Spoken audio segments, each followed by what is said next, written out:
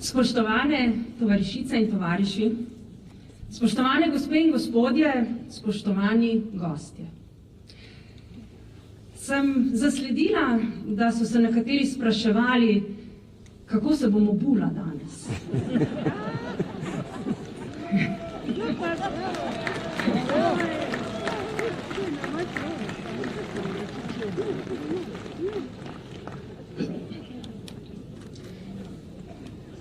Dražgoše so simbol. Simbol na videz brezupnega upora majhnega naroda proti zločinskemu režimu nacističnih osvajalcev v času, ko je pod njegovim jarmom trpela domala vsa celinska Evropa. Bitka junakov Cankarjevega bataljona proti 10-krat močnejšemu sovražniku je tudi s pomočjo poročil radia BBC odmevala po vsej okupirani Evropi. Prvi poraz nacistov na ozemlju takratnega Rajha, pa čeprav je bil predvsem moralen in simboličen, je dajal drugim odporniškim gibanjem upanje, da mogočni zavojevalci, ki so si z bliskovito vojno podredili številne srednjeevropske in zahodnoevropske države, vendarle niso nepremagljivi. Leta 1941 sta bili Gorenjska in Štajerska del Tretjega Rajha. Ob obisku Maribora je Hitler zelo nazorno s tistim znanim ukazom Machen Sie mir dieses Land wieder deutsch. Naredite mi to deželo spet nemško. Ponazoril usodo, ki jo je na teh ozemljih namenil slovenskemu narodu. Bila je bistveno bolj kruta od tiste, ki so jo doživljali narodi v Zahodnji Evropi, saj so bili Slovenci med tistimi narodnostnimi in etničnimi skupinami, ki so bile razglašene za manj vredne. Raznarodovanje je potekalo v obliki izgona narodnozavednih Slovencev, ki so jih v živinskih vagonih odvažali v izgnanstvo v Srbijo, v koncentracijska taborišča ali na suženjsko delo, brez sojenja pa so mučili in pobili številne nedolžne ljudi. Dražgoše so tudi simbol trpljenja naših prednikov pod škornjem zločinskega režima. Ko se je Cankarjev bataljon ob koncu leta 1941 odločil prezimiti v Dražgošah, so nemške okupacijske sile spoznale, da želi gorenjsko osvobodilno gibanje z zasedbo Dražgoš pokazati svojo moč. Tako je mala osvobojena vas na robu Jelovice postala silno pomembna za prestiž nemške moči. Uničanje Cankarjevega bataljona bi Nemcem močno pomagalo pomiriti Gorenjsko, uspešna partizanska obramba Dražgoš pa bi pomenila utrditev in okrepitev osvobodilnega gibanja.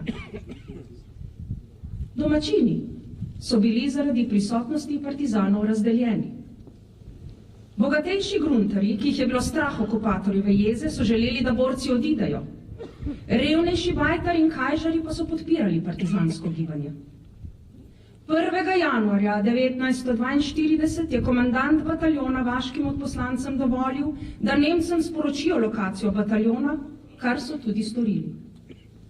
Nemci so tako dobili edinstveno priložnost, da uničijo glavnino partizanov na Gorenjskem na enem mestu. Prvi odkrit boj partizanov proti okupatorju je trajal od 9. do 11. januarja 1942, ko so se bili primorani partizani zaradi premoči napadalcev, pomanjkanja vojaške opreme in izčrpanosti umakniti. Kljub temu, da so jih vaščani obvestili o prisotnosti Cankarjevega bataljona, so se Nemci nad Dražgošami grozljivo znesli. V pričo sorodnikov so pobili 41 domačinov, 81 vaščanov pa so poslali v koncentracijska taborišča in v pregnanstvo. Vas so oropali, požgali, na koncu popolnoma porušili. In za to dejanje obstaja le ena beseda. Zločin. Še zdaleč ne edini na slovenskem ozemlju v času okupacije. Zločinov nacističnega režima, ki je 6 let divjal po Evropi, in tudi tistih, ki so na zasedenih ozemljih prisegali zvestobo Hitlerju, ne smemo nikoli relativizirati ali opravičevati. Kljub številnim poskusom zamegljevanja zgodovinskih dejstev, ki smo jim priča, predvsem v zadnjih desetletjih, je jasno, da so bili slovenski partizani pomemben del zavezniške koalicije, ki je leta 1945 dokončno premagala največje zlo 20. stoletja.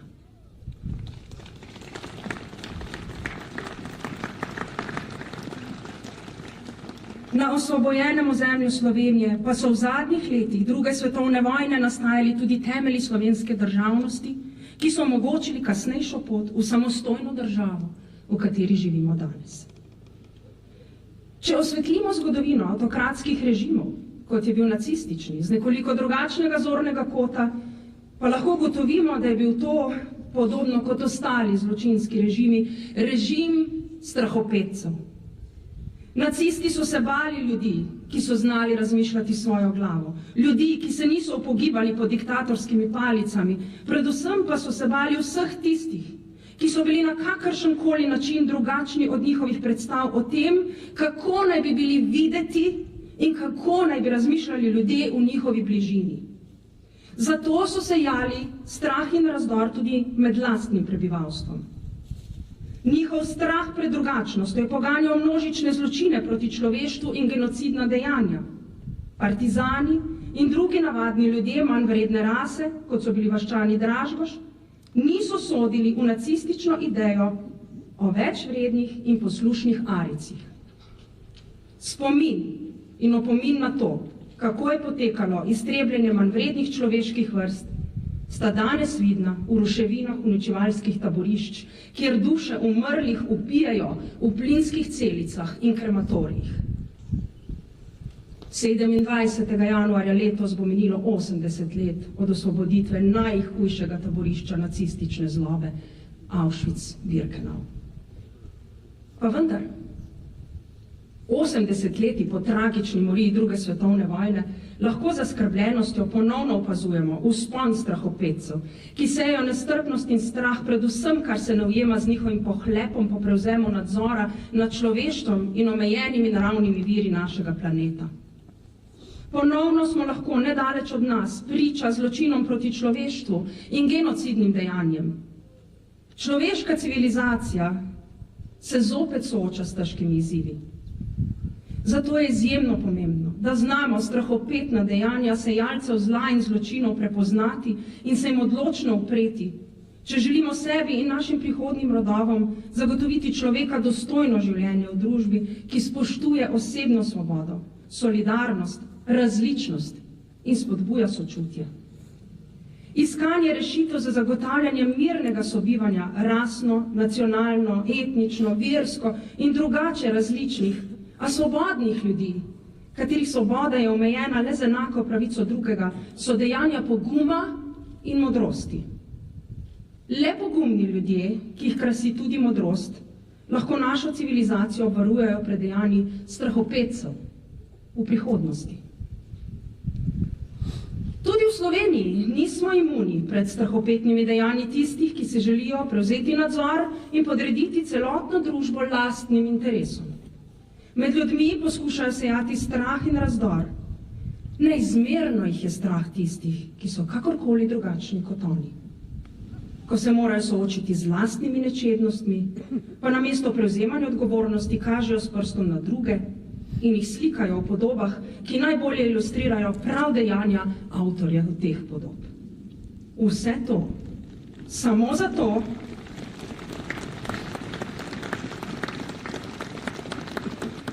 ker se bojijo, da ne bi ljudje množično prepoznali njihovih resničnih namenov in interesov.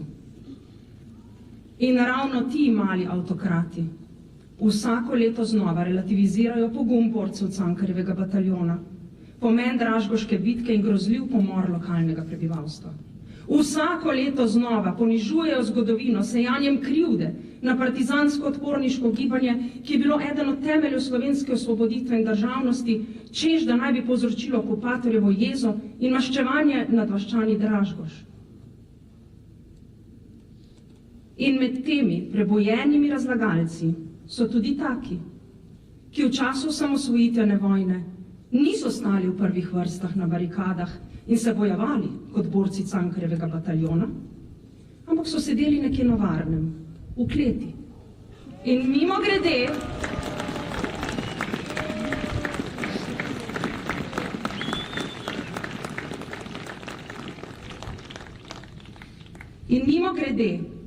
izdali tudi ukaz, ki bi, če se mu modri ljudje ne bi oprli, nad slovenskim prebivalstvom strani agresorske vojske povzročil pokol veliko, veliko širših razsežnosti, kot je bil tisti v Dražgošah.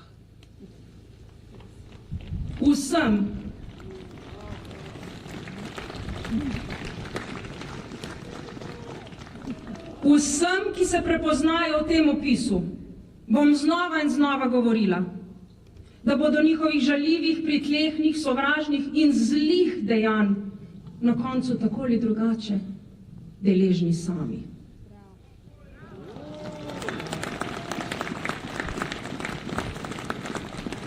Tako je vedno bilo in tako vedno bo.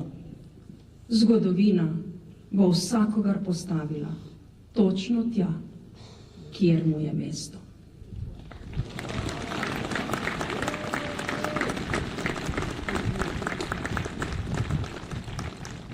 Dražgoše so simbol. Simbol slovenskega upora proti strahovladi in simbol narodove samozavesti, ki črpa energijo iz ljubezni do domovine in svobodoljubja. Tudi, ko gre za na videz nepremagljivo silo. Takšnih simbolov ni mogoče izbrisati. Iz te energije moramo črpati tudi danes in pogumno ter z veliko modrosti graditi odprto družbo svobodnih, solidarnih in sočutnih ljudi, ki bo zagotavljala blaginjo vsem državljankam in državljanom. V tem podivjanem svetu pa bo aktivna zagovornica miru in dialoga različnih. Mir in svoboda v najširšem smislu sta vrednoti, ki jih ne sme in ne more zamegliti noben drug, še tako spretno prikrit interes vplivnih posameznikov ali skupin. Z odločnostjo in modrostjo, ki smo jo kot narod v zgodovini že velikokrat izkazali, verjamem, da nam jo bo uspelo ohraniti tudi za naše prihodnje rodove. In naj odmeva tudi danes. Svoboda narodu!